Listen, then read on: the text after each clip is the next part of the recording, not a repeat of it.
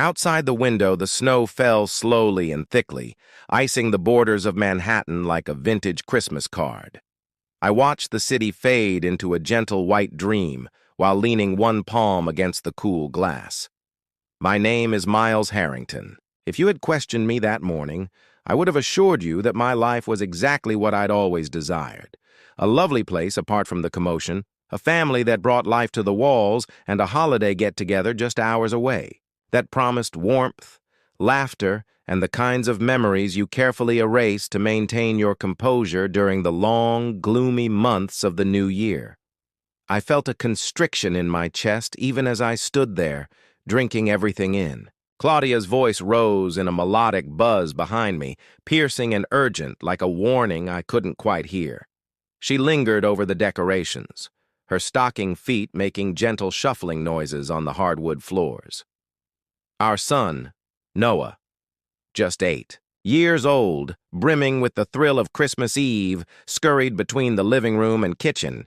"Careful, buddy," I cried over my shoulder, grinning, while he held ornaments like priceless pearls.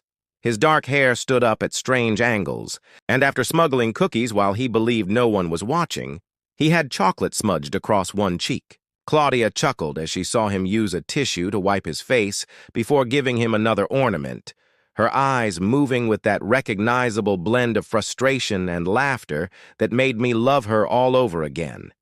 We had purposefully constructed this existence, layer by layer.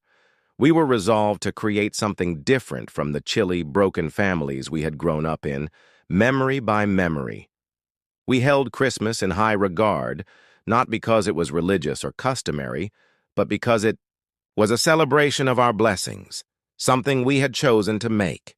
This year was no exception, or so I believed, with Claudia's family arriving for Christmas breakfast in the morning, her sister Rachel, her husband Bryce, their son Logan, and of course, Eleanor. I looked at the well-organized dining table, the crystal glasses reflecting the pleasant light. Claudia had surpassed herself, as she always did, making sure that the chandelier and the silverware shone with brilliance. She wanted this to be amazing for Noah, and for all of us, so every little comfort was considered, and every detail was flawless. I attempted to ignore the uneasiness nagging in the back of my mind, attributing it to the stress of the holidays, the strain of wanting everything to go perfectly. But it was more than that. The way the city lights dimmed and flickered under the heavy snow, the way the snow fell too softly. I couldn't yet name the cloud, but it felt thick and unyielding in my chest. I looked away from the window and moved toward Claudia, who was rearranging the table's centerpiece, a sumptuous arrangement of crimson berries, pine cones, and evergreens. She glanced up at me and smiled, immediate and radiant. The kind of smile that, even after all these years, still made my heart skip a beat. "Are you okay?" she inquired, brushing a strand of hair behind her ear. "Yeah," I lied with ease, putting my arms around her waist and drawing her near. She smelled of vanilla and cinnamon, warm and familiar. Just thinking about how fortunate we were. It wasn't a complete lie. Looking at her, in the house we built, despite the weight on my chest, I felt a furious, protective kind of gratitude. No matter what that nagging feeling was, it couldn't touch us here, where we had sanctified everything with love. Noah charged at us, brandishing a crooked star ornament he had made at school. "Look, Daddy, can we put it on the tree now?" he cried. Claudia chuckled and planted a kiss on the top of his head. "Of course, sweetheart." We knelt by the tall fir tree whose branches were laden with silver and gold decorations and decided to do it together. Noah insisted on putting the star on himself, balancing on his tiptoes, despite the glittering lights fluttering through like fireflies trapped in green. Claudia clutched his waist to steady him, and I stood there, staring, willing him to remember this moment someday. The comfort of family, the certainty that he was deeply loved. Later, after Noah had been tucked under a pile of blankets, Claudia and I sat on the couch, sipping mulled wine. She rested her head on my shoulder while the hum of the city below lulled us into a fragile peace. For a time, we didn't speak. I absently ran my fingers through her hair, feeling the gentle throb of her heartbeat against my side. She whispered in a hoarse voice, "Tomorrow is going to be fantastic." "Yeah," I whispered back, kissing her forehead as she drifted into sleep. "It will be." I wanted to believe it with all of me. Yet outside, the snow fell heavier, suffocating the world in a void of quiet.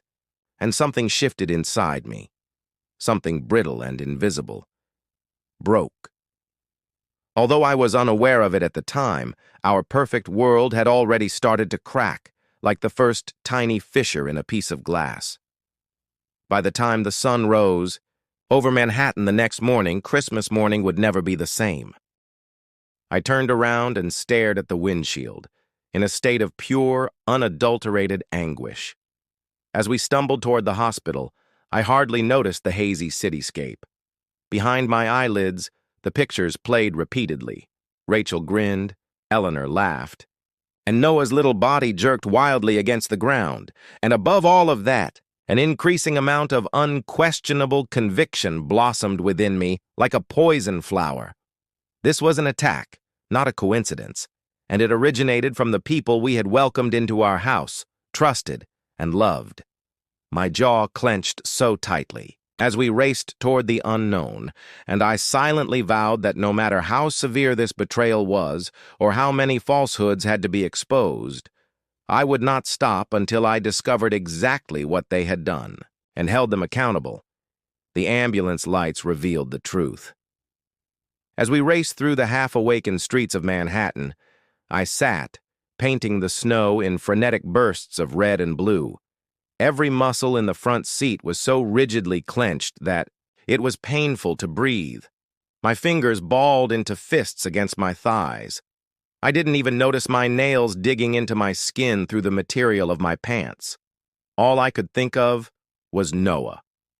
From the back, Claudia's voice mumbled softly as she frantically reassured him with the odd, barking medical orders.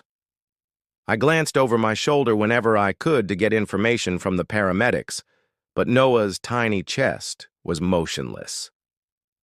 Claudia bent over him.